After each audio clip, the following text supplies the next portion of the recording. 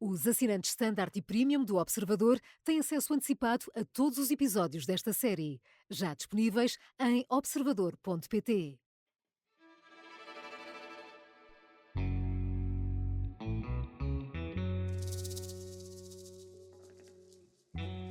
1970. Jorge Jardim está em Portugal numa das várias visitas que faz à Europa. Liga para um homem que tinha conhecido em Moçambique.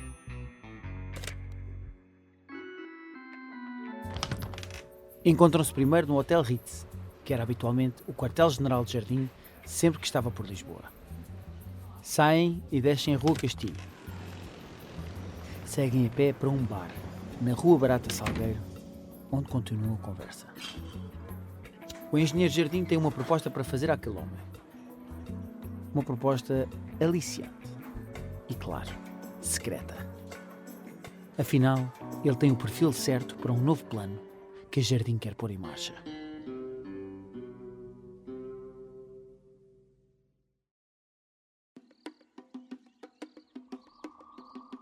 Esta não é uma operação como as outras.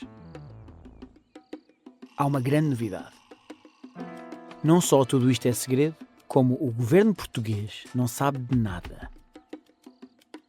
Jorge Jardim, o fiel agente secreto do regime, o homem que sempre informou Lisboa de todos os passos que deu, com relatórios pormenorizados, desta vez não dá conhecimento a ninguém.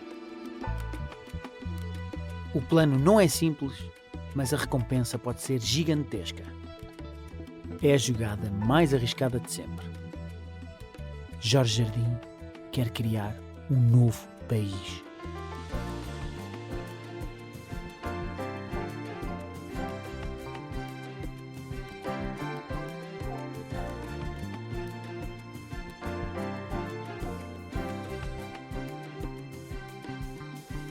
Este é o Misterioso Engenheiro Jardim, uma série para ouvir em 6 episódios que faz parte dos Podcast Plus do Observador.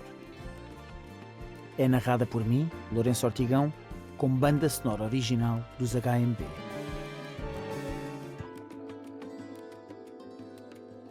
Episódio 4. Cantor, espião e playboy.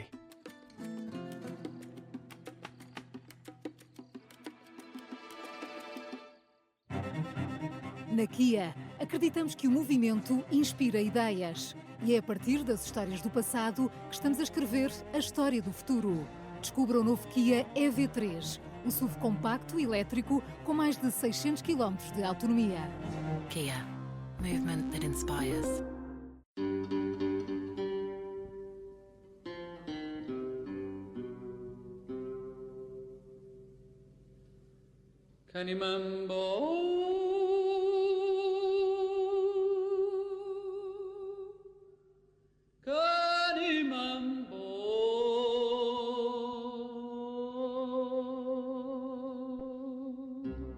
João Maria Tudela nasceu em Moçambique. Veio estudar para Coimbra, onde se dedicou mais à boémia do que à vida académica. Voltou para Lourenço Marques e teve vários trabalhos, mas o mais importante foi como comercial da petrolífera Shell, que o levava a fazer viagens constantes para a África do Sul. Foi nesse emprego que se cruzou pela primeira vez com Jorge Jardim, que administrava as empresas de produção e distribuição de combustíveis. Mas a verdadeira paixão de Tudela era a música. Só contigo eu consigo entender o amor. E o que começou como uma brincadeira amadora, depressa ganhou outra dimensão. Começa a gravar umas coisas, até que grava aquela que veio a ser a música mais conhecida, que se chamou Canimambo, que foi, inclusivamente, a música do lado B do vinil, era a segunda música. Canimambo significa obrigado num dos vários dialetos que se falam em Moçambique. Essa música teve um impacto na carreira, na vida gigante, tanto em Moçambique como em Portugal, como penso que em todas, na altura, antigas colónias portuguesas. O meu pai dizia que só em Portugal abriram mais de 200 casas, entre restaurantes, cafés, discografias, discotecas, com o nome Canimambo. Canimambo.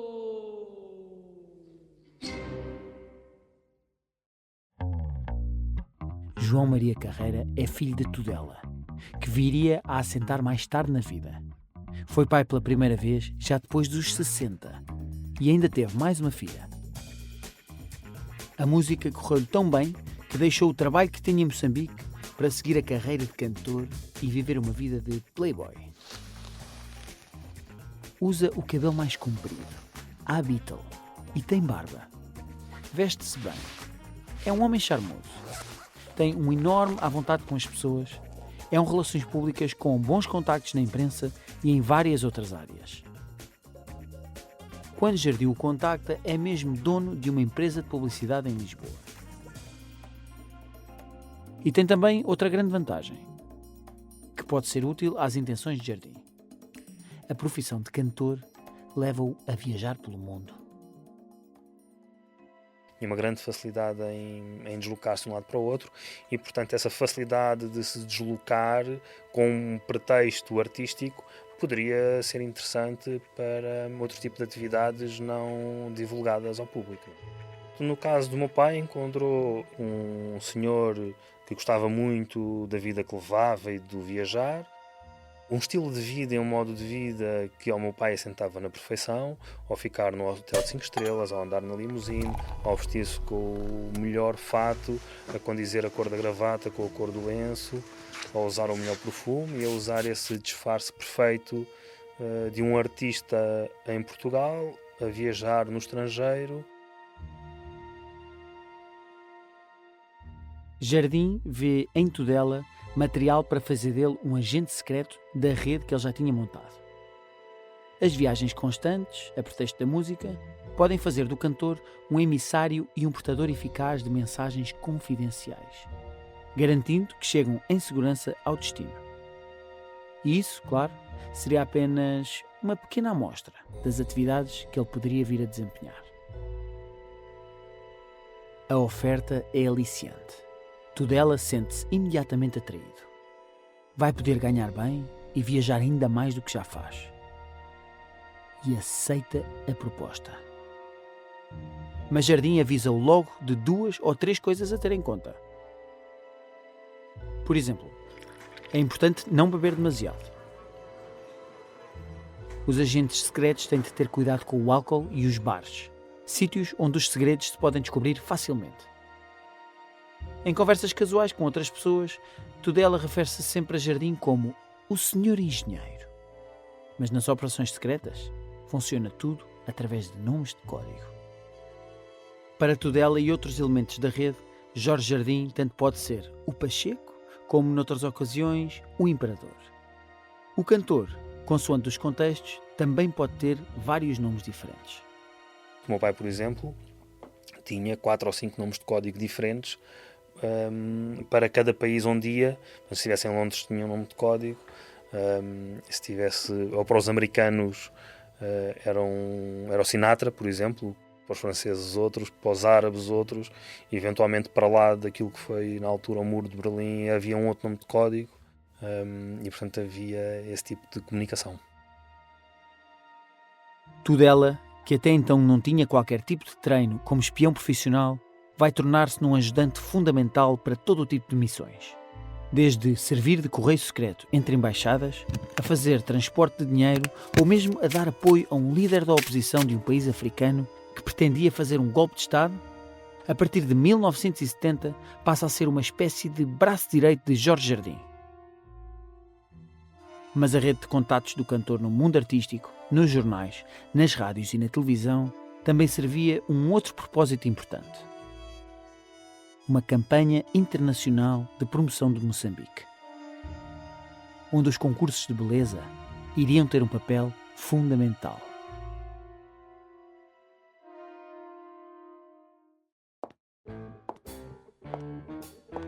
As raparigas vão entrando, uma a uma. Jorge Jardim olha para elas de alto a baixo. Avalia tudo.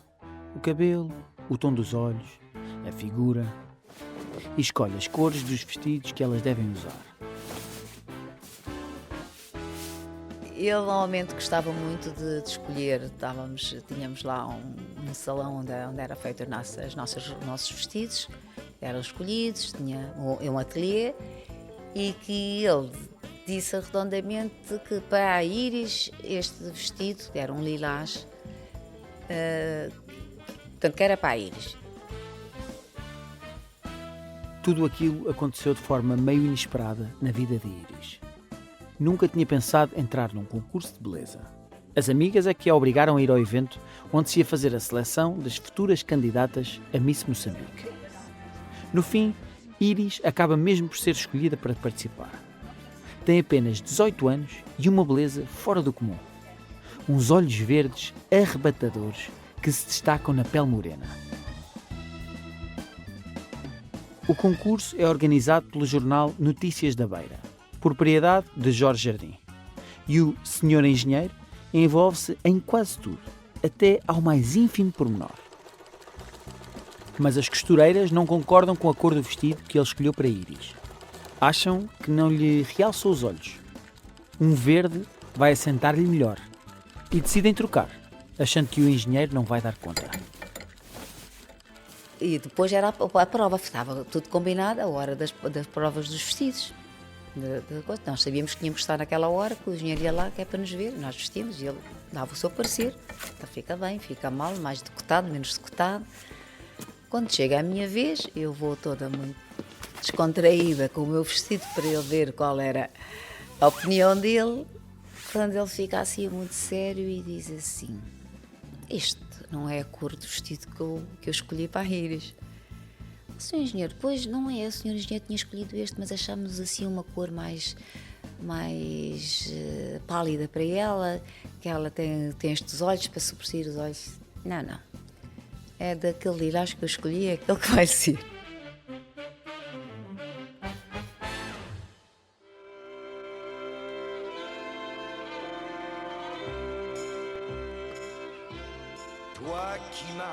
O concurso da Miss Portugal tinha sido recuperado em 1970 pelo jornal Diário Popular e era organizado por Vera Lagoa. Quando, no ano seguinte, é aberto às candidatas das colónias, Jardim vê logo ali uma oportunidade.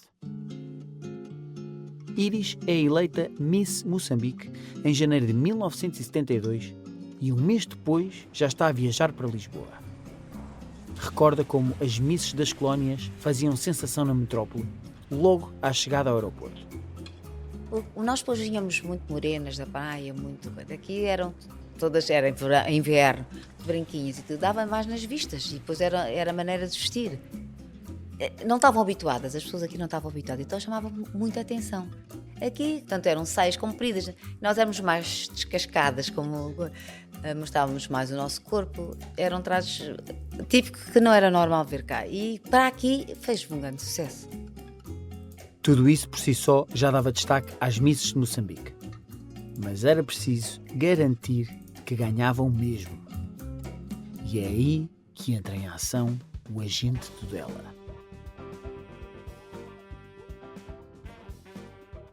O cantor monta uma verdadeira campanha de influência junto do júri. Convida o filho de uma das juradas, um rapaz educado e respeitador, para acompanhante permanente das candidatas de Moçambique. Leva outro jurado a jantar 2 vezes e oferece-lhe um isqueiro caro. E ainda dá a outro uma gravata Dior e um disco com canções dele. Só há uma pessoa difícil de manipular, admite Tudela na correspondência com Jardim. Vera Lagoa, a temível cronista do Diário Popular, que é também a responsável máxima pela organização do concurso. Tudela nota que Jardim não é o único a mover influências. O general Spínola, por exemplo, tenta também promover as candidatas da Guiné, onde é governador-geral. Já não é segredo nos bastidores. O concurso das mais belas de Portugal está politizado.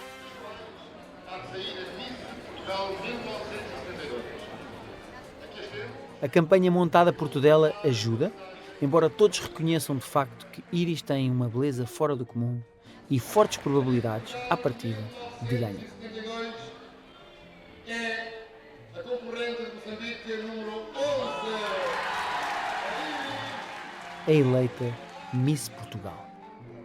A televisão mostra-a já com a coroa na cabeça e a faixa de vencedora ao peito, quando João Maria Tudela aparece em palco para cantar um dos grandes sucessos dele. Moçambique, que palavra tão bonita. Tudela está ao meio.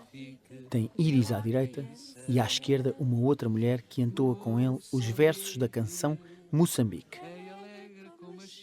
Ana Paula Almeida, também ela moçambicana, acaba de passar o título de Miss Portugal a Íris. Pois Moçambique esta noite teve a graça de um sorriso de mulheres. É o triunfo total de Jardim e da estratégia de promoção de Moçambique. O objetivo é começar a espalhar em todo o lado a imagem do novo país que Jorge Jardim pretende criar. Em Portugal, mas também no estrangeiro. Meses antes, Ana Paula já tinha estado no centro de uma espetacular operação de charme, idealizada mais uma vez por Jardim e executada por Tudela, e que a levou ao topo do mundo. Tudo começou com um imprevisto. Um ano antes, o concurso de Miss Portugal até tinha sido ganho por uma angolana. Mas Riquita acabou por abdicar, queixando-se do desgaste que a experiência lhe provocou. E a primeira dama de honor, que vinha de Moçambique, ficou com a coroa.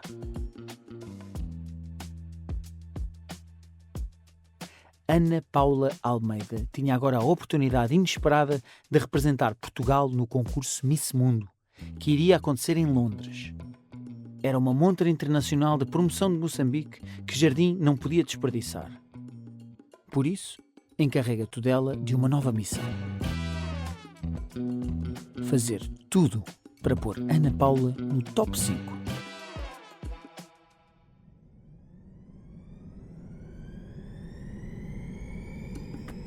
Tudela viaja para o Reino Unido e começa por consultar uma agência de relações públicas que já trabalhava com o turismo português.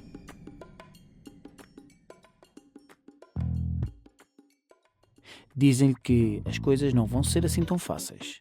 Há 76 candidatas. Para garantir que o júri repara na moçambicana, é preciso orquestrar uma campanha. E isso custa dinheiro. Pede então 500 contos a Jardim para montar a operação.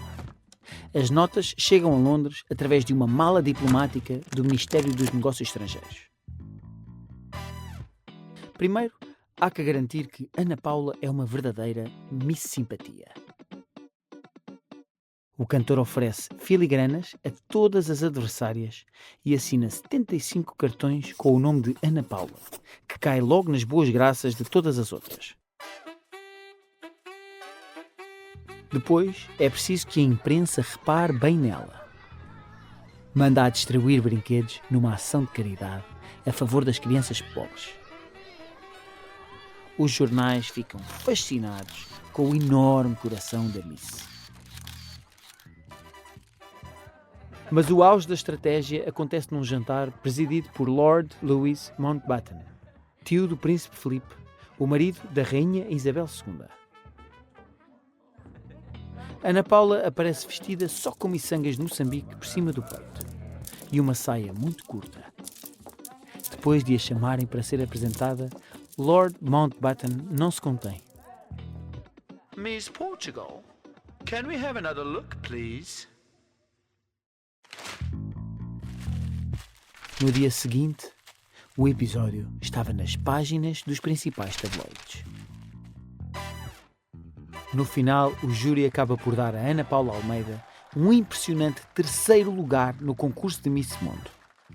Jardim fica em êxtase. Quando chega a Lisboa, Tudela diz-lhe que, depois daquilo tudo, ainda lhe sobram 200 contos. Jorge Jardim não lhe pede o dinheiro de volta.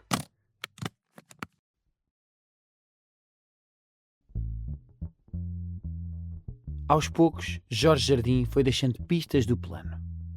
Quando Ana Paula Almeida se destaca no concurso de Misses, Jardim declara à revista Tempo: Os metropolitanos têm ideias menos corretas acerca do ultramar. Alcançamos, na verdade, uma fase de nova evolução de cuja importância a metrópole não se apercebeu ainda. Para os mais atentos, não está apenas a falar de misses. Está a falar de política. As misses deviam aproveitar o mediatismo para, em todas as oportunidades, promoverem Moçambique. Carmo Jardim recorda como elas eram preparadas ao detalhe, antes e depois dos concursos. Sim, fazia parte da estratégia, não é? Fazia parte da estratégia que ele tinha para promover Moçambique. E realmente foi trazer as mulheres mais bonitas, que eram lindas de morrer, as mulheres moçambicanas. Eu achava imensa graça porque realmente, para além de serem muito bonitas, tiveram uma boa formação e preparação para falar de Moçambique. O detalhe era muito importante para fazer a diferença e elas realmente marcavam pela diferença. Elas estavam semanas numa casa com pessoas com formação para desde a fala, a dicção, até à forma de vestir, à forma de estar à mesa. Tudo aquilo eram pormenores importantíssimos.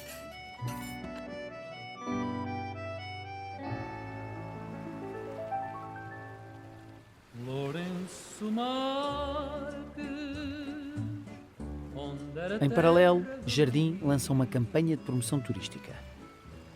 Moçambique é vendido como um destino atraente, com sol e praias e uma convivência multirracial pacífica. Para além das atividades secretas, João Maria Tudela dá também cara e voz à campanha de promoção, recorda Pedro Pesará Correia, que colaborou com Jardim. Era o cantor de Moçambique, a voz romântica, era o Marco Paulo de Moçambique. E era um homem, com charme, etc. E era assim um public relation. Iris, a Miss Moçambique e Portugal 1972, recorda como Jardim chegou até mudar-lhe a biografia, só para promover uma das ilhas moçambicanas, onde, na verdade, ela nunca tinha estado. Nasci em Portimela, mas depois tenho aí uns documentários que diz que eu sou nascida no Ibo. Isto foi a pedido do Jorge Jardim, que era para dar conhecimento à ilha do Ibo, que era uma ilha muito bonita. Tão bonita é que de longe o mar. Carmo Jardim também chega a envolver-se num ambicioso plano de promoção através dos concursos de beleza. Participa numa digressão das Misses Moçambicanas da Angola. Elas deveriam deslumbrar. Carmo deveria surpreender. Eu, antes delas chegarem, ou no momento em que elas estavam a chegar, saltava eu de paraquedas. E então era curioso, porque no cartaz vinha as misses e depois eu como paraquedista. Lourenço Marques.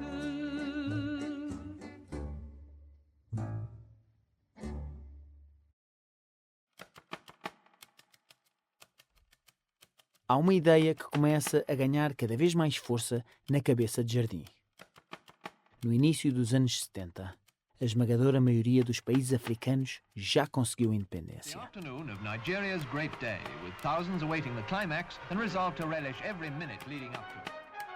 The world has gained a new nation. The Sudan, for 58 years under the joint rule of Britain and Egypt, becomes an independent republic. In the new Africa, one more independent country, the state of Uganda. O Império Português é o único que resta intacto. Jardim percebe os sinais dos tempos. Deixa de ser um defensor da manutenção das colónias e começa a planear a independência de Moçambique. Há dois grandes motivos para essa transformação. Um é a morte de Salazar.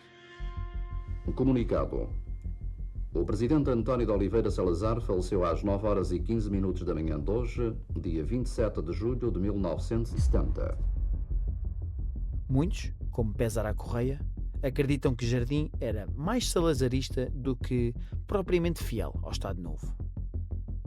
O Jardim, mais do que um situacionista, era um salazarista. Ele tinha um fascínio pela pessoa de Salazar. E ele era um fiel de Salazar, não era um fiel do regime. Quando Salazar cai, a fidelidade de Jardim alterou-se. O outro motivo é a relação pessoal que estabeleceu com o presidente do Malawi. As conversas com Hastings Kamuzu Banda fizeram com que Jardim mudasse a visão que tinha sobre a África.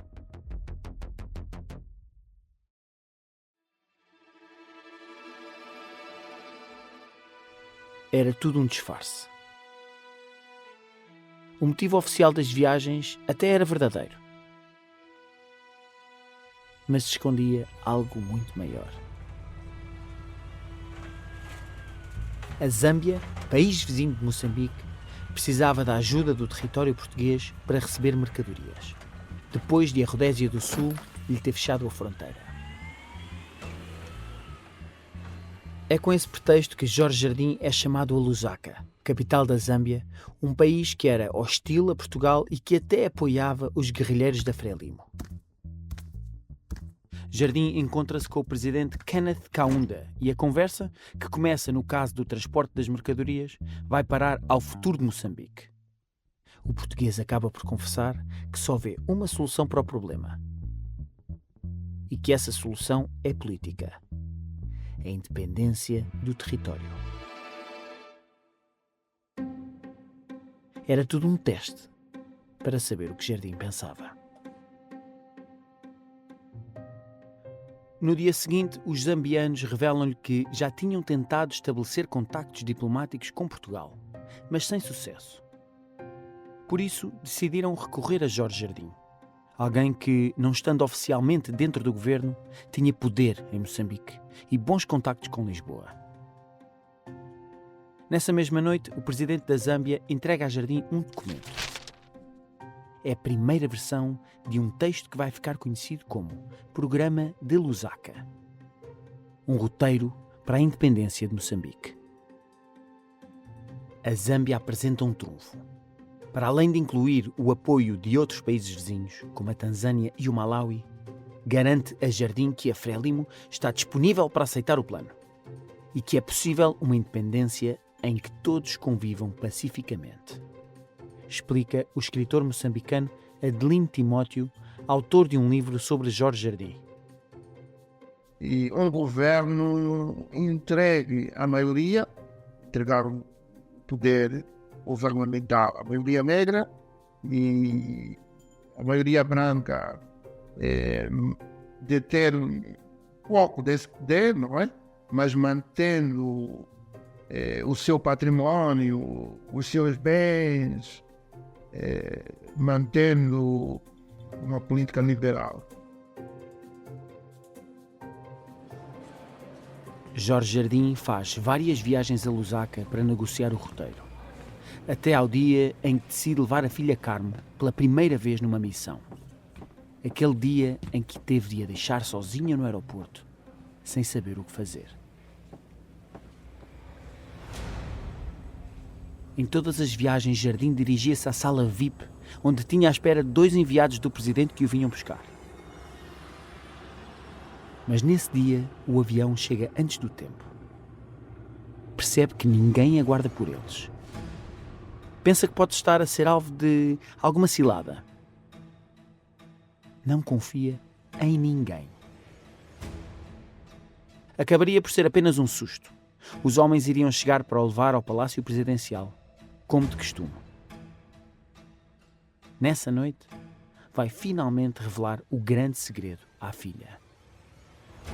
Um segredo que escondeu de quase todos. Até do governo português. Um plano que vai assumir a partir de agora como a grande missão da vida dele. A independência de Moçambique.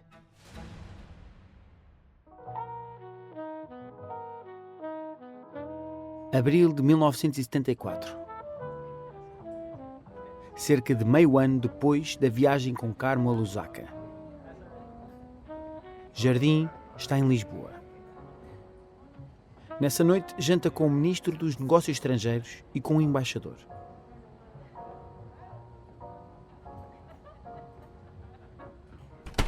Muda frequentemente o sítio onde fica, por razões de segurança. Como sempre, anda com um carro com matrícula diplomática da Embaixada do Malawi. São 2 da manhã quando chega ao Hotel Sheraton. Estaciona-o na garagem do hotel, que tem acesso direto aos quartos. Ninguém o vê chegar. Perto das 5 da manhã é acordado pelo telefone.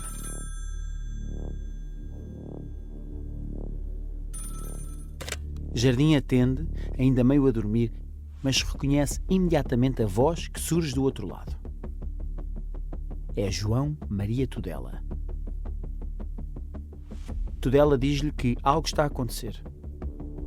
Algo que vai mudar tudo. Dentro de 3 semanas, o poderoso engenheiro Jardim vai ser um fugitivo, procurado pelas autoridades e com um mandado de captura em nome dele. Mas essa é uma história para o próximo episódio.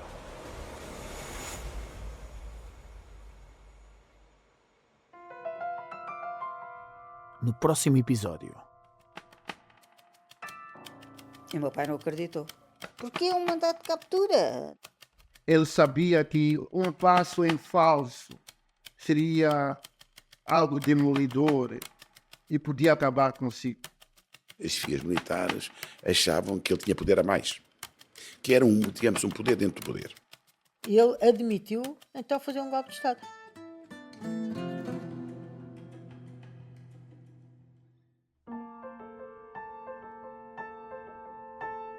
O Misterioso Engenheiro Jardim é uma série para ouvir em 6 episódios e faz parte dos Podcast Plus do Observador. É narrada por mim, Lourenço Ortigão, e tem banda sonora original dos HMB. O guião e as entrevistas são de João Santos Duarte. A sonoplastia é de Mariana Sousa Aguiar. O design gráfico é de Miguel Ferrazo Cabral. A edição é de Tânia Pereirinha e de João Santos Duarte. A coordenação é de Miguel Pinheiro, Filomena Martins, Pedro Jorge Castro, Ricardo Conceição e Sara Antunes de Oliveira. Neste episódio ouvimos sons retirados do YouTube. Se gostar desta série, pode seguir, dar 5 estrelas e comentar o episódio na Apple Podcasts ou no Spotify. Pode subscrever e gostar no YouTube. Assim, recebe uma notificação sempre que houver um novo episódio.